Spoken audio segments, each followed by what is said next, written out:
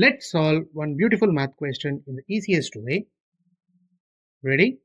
But before we start, try this question in your mind. You got it? Now, what's the easiest method to solve it so that you will never lose here again? We have given 90 plus 9 into 5 minus 25. Here we are going to use Bodmas rule to solve this, that is brackets, operation, division, multiplication, addition and subtraction. So as per the rule, first we are going to do multiplication. 9 into 5 becomes 45. Now entire equation changes as 90 plus 45 minus 25.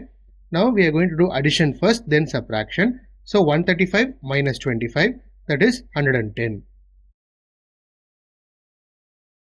Therefore, the solution of 90 plus 9 into 5 minus 25 is 110.